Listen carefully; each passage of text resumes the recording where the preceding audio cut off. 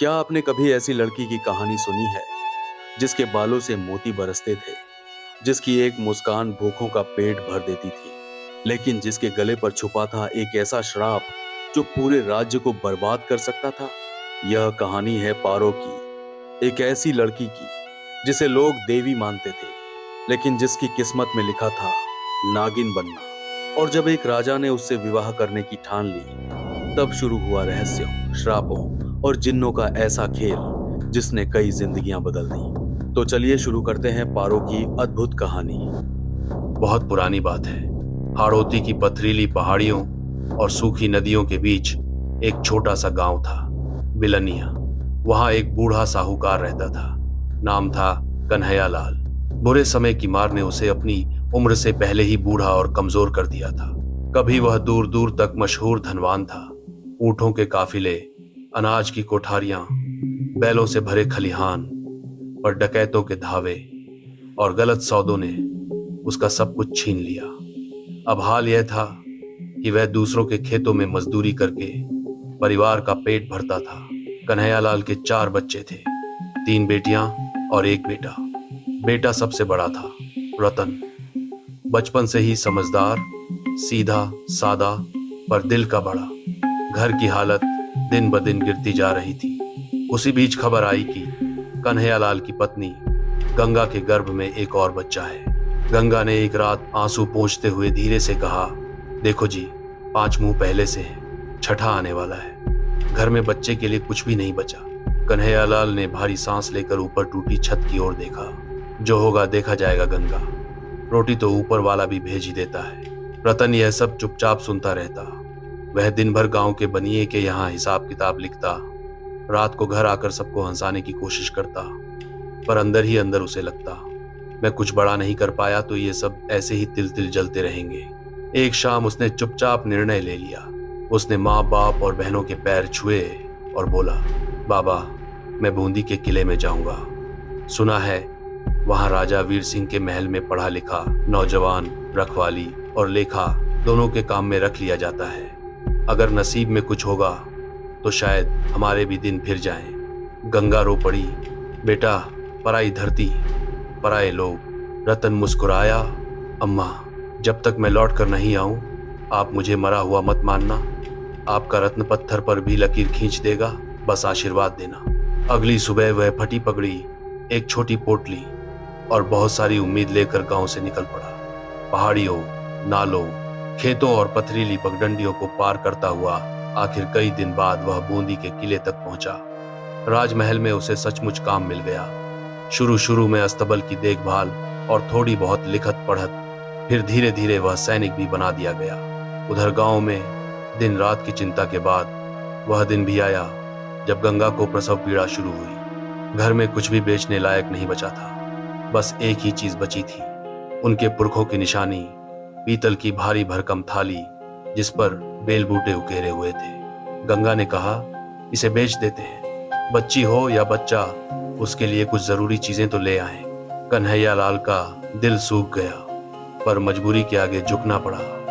उन्होंने पुरानी चीजें खरीदने वाले एक कबाड़ी से सौदा किया। थाली बिक गई, पैसे मिले और उसी से थोड़ा बहुत कपड़ा, तेल, साबुन और चांदी की एक छोटी सी पायल खरीद कर घर में रख ली। उस रात हवाओं से झूलते किवाड़ों के बीच दीपक की झिलमिलाती लौ के सामने एक बेटी पैदा हुई। बेटी को देखते ही गंगा की थकान जैसे उड़ गई। उसके गाल पक्के अनार की तरह, आंखों में अजीब सी चमक और गर्दन के पास हल्का सा चांदी जैसा निशान था जो हवा से हिलती लौ में कभी कभी सांप की तरह लगता। कन्हैयालाल ने आंखों में भर आई नमी को छुपाते हुए कहा, हमारी पर्वती घर में पर्व लेकर आई है, हम इसे पारो कहेंगे। गरीबी के बीच में भी वह छोटी सी पारो पूरे घर की रोशनी बन गई। समय बीतता गया। पारो जब 1 साल से बड़ी हुई तो अपने छोटे छोटे पैरों से आंगन में डगमग चलती, कभी भूसे के ढेर पर चढ़ जाती, कभी पुरानी बावड़ी के किनारे मिट्टी में खेलती।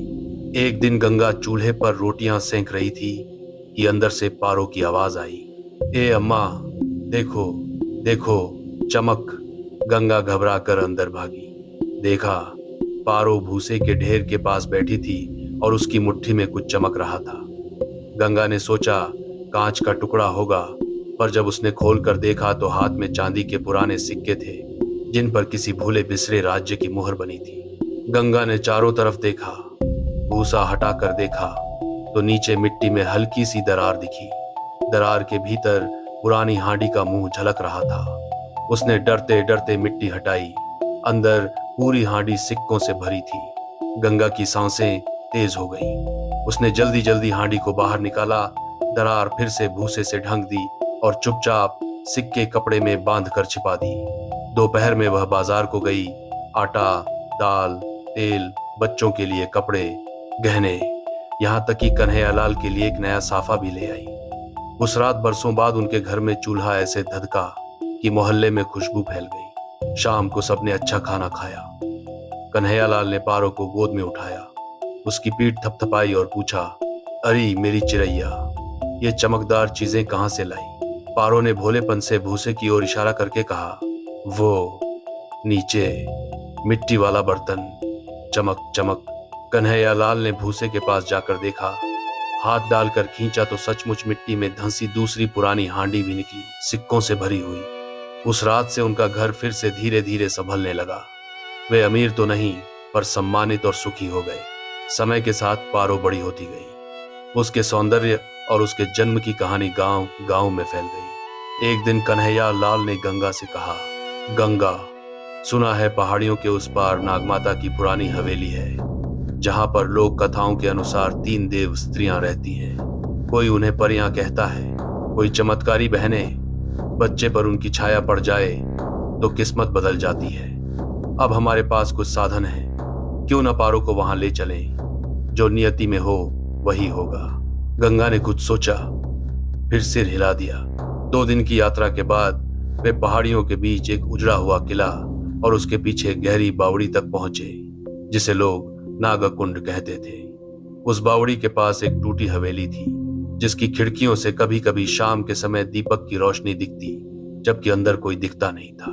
रात होते होते वहां हल्की सी धुंध छा गई।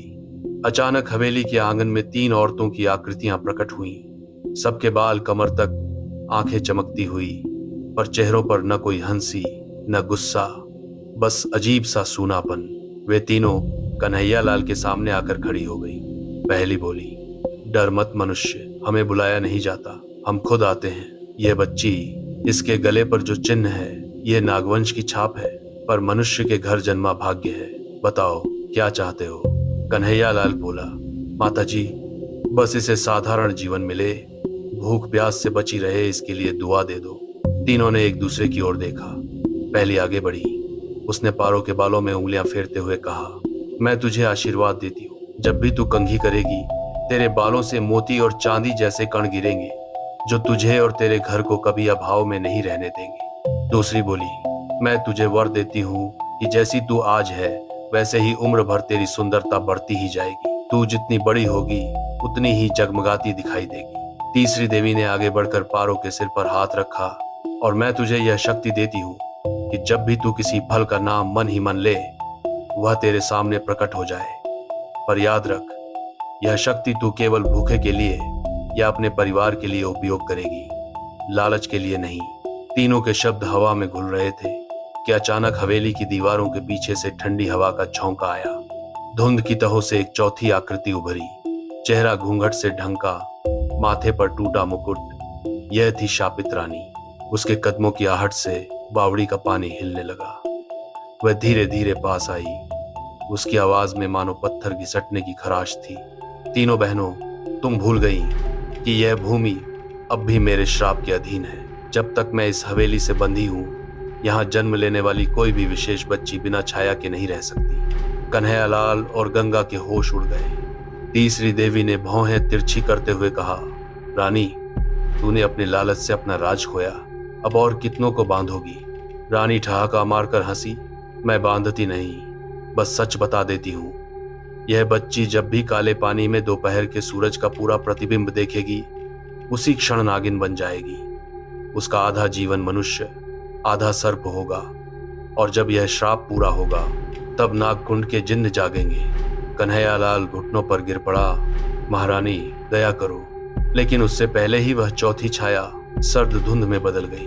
और हवेली की ऊपरी खिड़कियों में समा गई। तीनों देव बहनें उदास हो गईं। पहली बोली, हम श्राप बदल नहीं सकते, पर एक बात याद रखना, सूरज और काले पानी के बीच उसे कभी मत आने देना।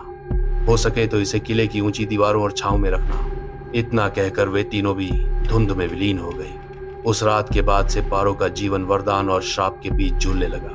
साल गुजरते गए। कन्हैयालाल का घर फिर से संपन्न होने लगा।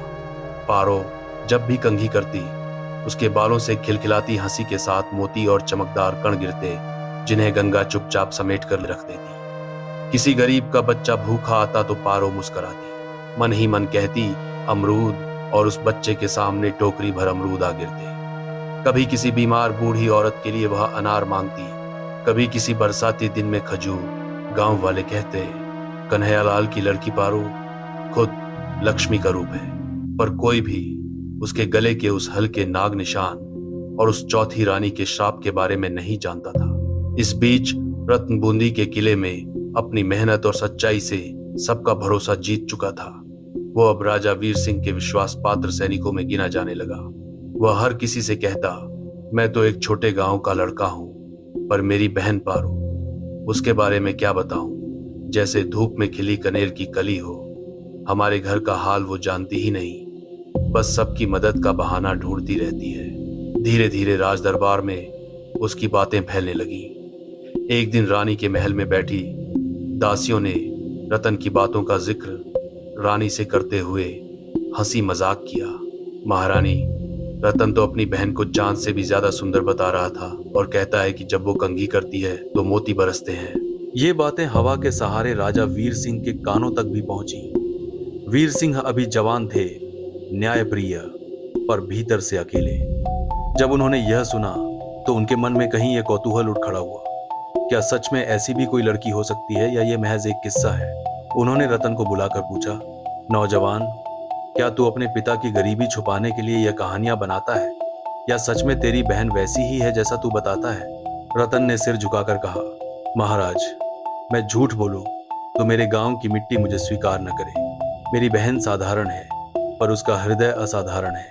वरदानों की बात मैं नहीं जानता, पर हाँ, उसकी हंसी से घर रोशन होता है, यह मैं जानता हूँ। राजा मुस्कुराए और कहा, मैं सत्य को परखना चाहता हूँ। तू अपने गांव जा, और यदि तेरी बहन वैसी ही कुलीन और सच्ची है जैसी तू कहता है, तो मैं उसे अपने महल में रानी बनाकर लाऊंगा। मेरी नजर में सुंदरता से ज्यादा उसका मन मायने रखता है, पर सत्य की परख भी जरूरी है। रतन के पैर तले से जमीन खिसक गई। राजा की बात उसके लिए वरदान भी थी और भारी जिम्मेदारी भी। उसने झुककर प्रणाम किया और गांव की ओर निकल पड़ा। रतन तो घर के लिए निकल पड़ा, लेकिन उसे क्या पता था कि उसके गांव लौटने से पहले ही किस्मत ने अपना खेल शुरू कर दिया है। क्या राजा वीर सिंह की चाहत पारो के लिए वरदान बनेगी या विनाश? क्या शापित रानी अभी भी नागमाता की पुरानी हवेली की अंधेरी खिड़कियों से पारो पर नजर रख रही है? क्या वो भयानक श्राप जिसे वर्षों पहले सुनाया गया था अब धीरे धीरे पूरा होने वाला है, और नागकुंड की गुफा में सोया हुआ वह प्राचीन जिन्न आखिर कब जागेगा? सबसे बड़ा सवाल, क्या पारो अपनी किस्मत बदल पाएगी, या दोपहर के सूरज और काले पानी का एक प्रतिबिंब उसे हमेशा के लिए नागिन बना देगा?